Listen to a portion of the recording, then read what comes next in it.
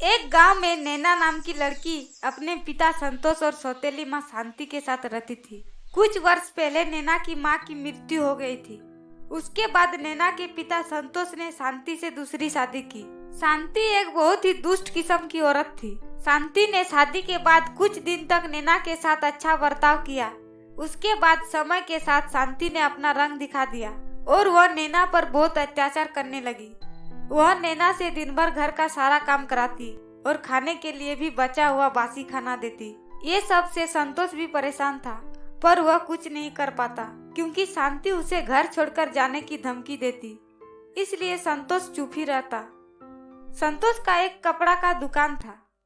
एक दिन शांति नैना के कमरे में आती है और उसे सोए हुए देख आग बबूला हो जाती है और कहती है, नैना तू अभी तक सोई है और घर में सारा काम बिखरा पड़ा है, चल उठ जाके सारा काम कर। तभी नैना अपनी सौतेली माँ से कहती है, माँ मुझे बहुत तेज बुखार है, मुझसे खड़ा भी नहीं हुआ जा रहा है, ऐसे में घर का काम कैसे करूँगी?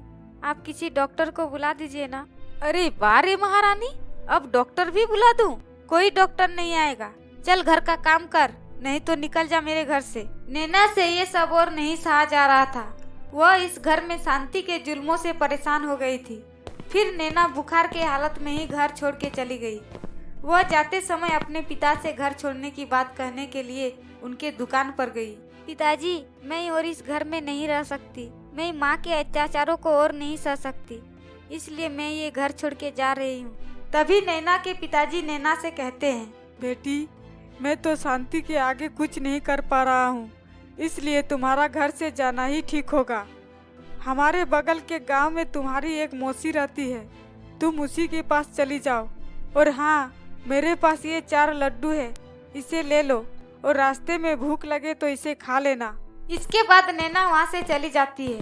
वह एक जंगल के रास्ते जा रही थी, तभी वह थकावट के कारण एक पेड़ के नीचे बैठ जाती है। उस पेड़ के ऊपर एक भूत और भूतनी रहते थे।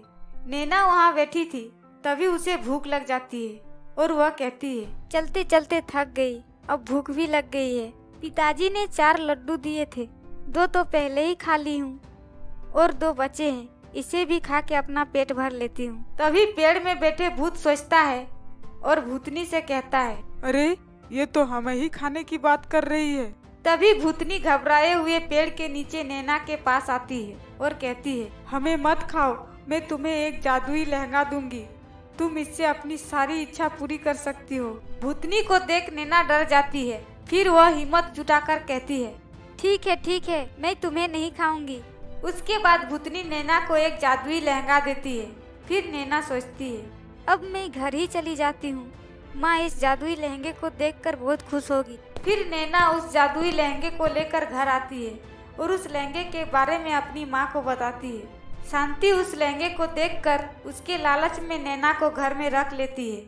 कुछ देर बाद रात हो जाती है और नैना अपने कमरे में सो जाती है। तभी शांति चुपके से उस जादुई लहंगे को चुराकर उसी लहंगे की तरह दिखने वाला एक साधारण लहंगा वहां रख देती है और जादुई लहंगे को अपने कमरे में ले आती है और उस जादुई लहंगे से कहती है, हे जादुई लहंगे, मुझे बहुत सारे सोने के सिक्के दो। शांति के इतना कहते ही वहाँ बहुत सारे सोने के सिक्के आ जाते हैं। शांति सोने के सिक्के पाकर बहुत खुश होती है। जब सुबह होती है तब नैना उस साधारण लहंगे से अपने लिए खाना मांगती है। नैना के बार बार कहने पर भी उस लहंगा से खाना नहीं आता। तब वह जंगल में फिर उस पेड़ के नीचे बैठकर कहती है, अब तो मैं तुम दोनों को ही खाऊंगी। नैना के इतना कहते ही भूतनी फिर उसके सामने आई और बोली, हमें मत खाओ। क्यों ना खाऊं? तुमने मुझे एक साधारण लहंगा दिया, उस लहंगे से तो कोई जादू ही नहीं हो रहा है और तुमने तो कहा था ये जादुई लहंगा है। फिर भूतनी अपनी जादू से नैना को उसकी सौतेली माँ लहंगा चुराती है, उस दृश्य को दिखाती है और नैना को और एक जादुई लहंगा देती है। नैना लहंगा लेकर घर आती है और अपनी माँ को बताती है। इस दिन भी नैना के सोने के बाद उसकी सौतेली माँ उसके कमरे में आती है और उस लहंगे को फिर चुराकर अपने कमरे में ले आती है।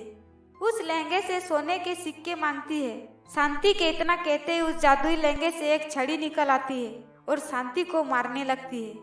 शांति के ऊपर जब वह छड़ी पड़ती है तब वह बचाओ बचाओ चिल्लाती है। उसकी आवाज सुन नैना और उसके पिताजी वहां आते हैं। तभी शांति कहती है, बचा लो नैना बेटी, नहीं तो ये छड़ी आज मुझे मार ही डालेगी।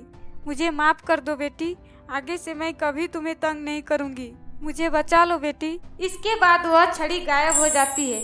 अब शांति को अपने किए पर पछतावा होता है और वह संतोष और नैना से माफी मांगती है और अब वह मिलजुल कर रहने लगते हैं और उस जादुई लहंगे की मदद से वे अब बहुत अमीर हो जाते हैं और गरीब असहाय लोगों की मदद भी करते हैं और इस तरह वह खुशी से रहने लगते हैं। हम लोग की वीडियो को देखने के लिए लाइक करें, सब्सक्राइब करें। Thank you.